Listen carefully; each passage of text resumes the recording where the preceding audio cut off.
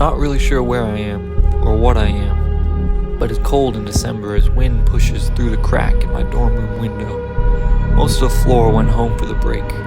I stayed, Darren stayed, and Shirley, the curly-haired girl at the end of the hall, she stayed too. The ones with nowhere to go and nothing to see, Darren and I would just walk up and down the hall bouncing a fresh yellow tennis ball off the doors of all the empty dorms. Shirley barely left her room.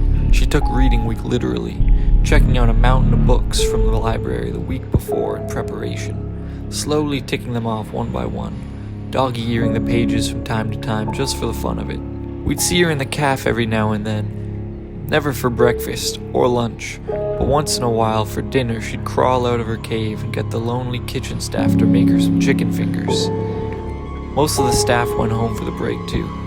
The head chef Dolores and her son were the only ones working the kitchen now, 6 hands shy of a full team. Not that they needed the help. I ate pizza for every meal. Normally the menu wasn't up for debate, but Dolores must have felt bad for us, because she cooked us whatever we wanted.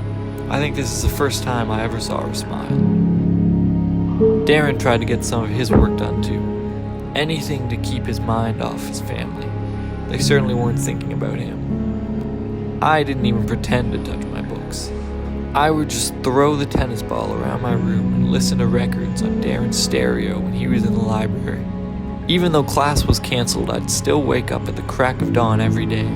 I'd brew a coffee from the press on my bedside and then wander the halls in my pajamas, tennis ball in hand. One morning I made the mistake of bouncing the ball against Shirley's door, just to see how things would play out. She wasn't a fan. "Excuse me," she barked, swinging the door open almost immediately, almost as if she was just standing there waiting for me. She looked tired, like she'd been crying on her books all day. "Oops, sorry," I lied, bouncing the ball on the floor as I turned my back to her and returned to my room. She slammed the door without another word, turning the locks as it closed. Darren got a bottle of whiskey in the mail from his mom with a nice red ribbon around it and a store-bought card tied to the handle. We'd pass it back and forth a few times each night before bed. "To America!" He'd cheers the same thing every time. I never bothered with such customs. The whiskey was painful enough. On the last night before break ended, we drank more than usual. It was a special occasion after all. Darren was feeling particularly charitable and thought it'd be good fun to share the wealth with Shirley.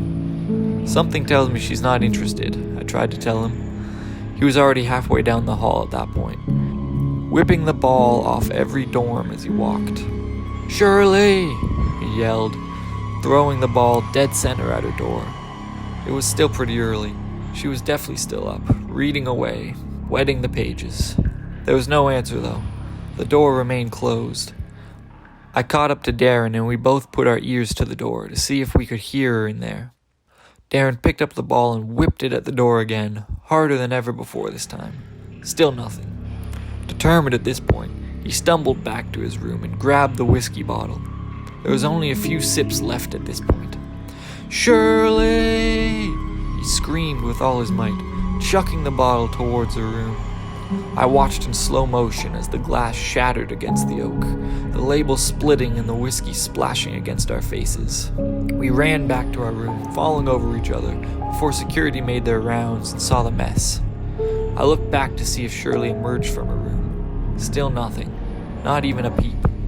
The mess soaking into the shag carpet as the light shut out for the night. Classes started up again the next day. The rest of the hall filled back up. Life and loathing returned once more. We never saw Shirley again after that week.